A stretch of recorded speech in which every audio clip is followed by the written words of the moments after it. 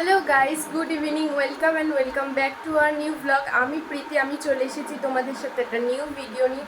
আর প্রায় অনেক দিন পর তোমরা আমাকে দেখছো। যাই হোক, আর প্রচুর গরম পড়েছে। তোমাদের ওখানে কীরকম গরম পড়েছে কমেন্ট করে জানিও। আমাদের এখানে তো প্রচুর গরম পড়েছে, ফ্যান চালিয়েছি, জানি না অতটা ভয়েস শুনতে পাচ্ছি কিনা। যাই হোক, তা এখন প্রায় তোমার ওই 5:30 বাজে। এখন বেরোবো, একটু কোথায় যাব, একটা খুব খুব খুব সুন্দর একটা জায়গায় যাব। তোমরা প্লিজ ভিডিওটা কিন্তু দেখো। তো খুব সুন্দর একটা জায়গায় যাব, মানে একজনের সাথে দেখা করতে যাব। দেখা করতে কার সাথে যাব? পৃথ্বীর সাথেই যাব। তো অনেক দিন ধরে আমি আরও মানে ভেবেছি যে সেই জায়গাটায় যাব। তো যাওয়া হচ্ছিল না কোনোভাবে, কিছু না কিছু কাজ পড়ে গেছে। তো আজকের ভাবলাম যে না, আজকে ফাইনালি যাই। তা আজকে আমি যাচ্ছি পৃথ্বীর সাথে।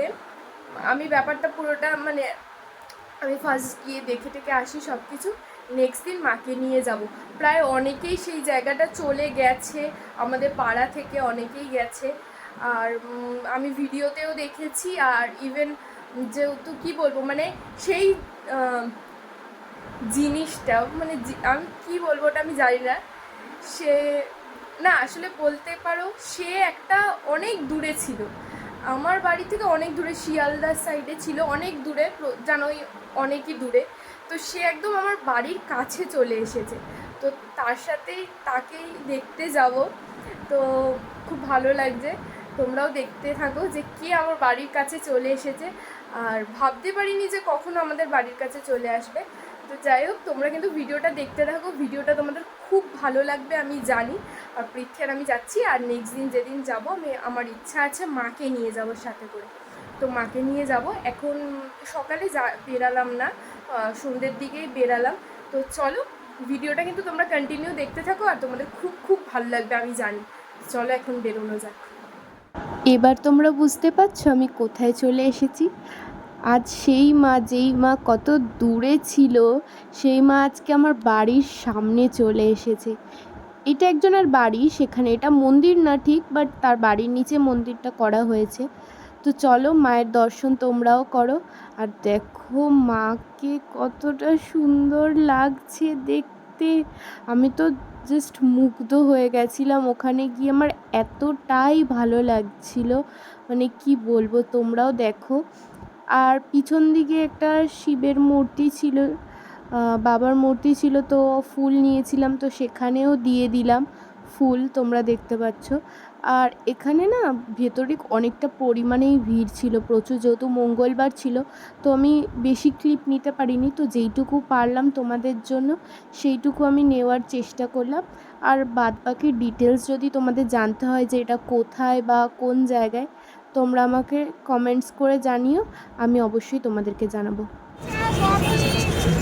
কার সাথে দেখা হয়ে গেছে আমার, দেখো অনেকদিন পরে অনেক দিন, মানে 1 বছর পর, মানে আগের বছর দেখা হয়েছিল কোনো একদিন, তারপর আবার দেখা হলো।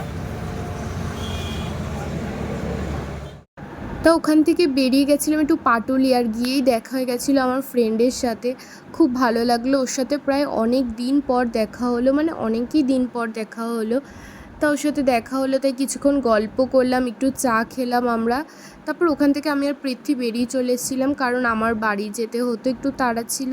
তো পৃথ্বীরও একটু দরকার ছিল, ও বাড়ি যেত।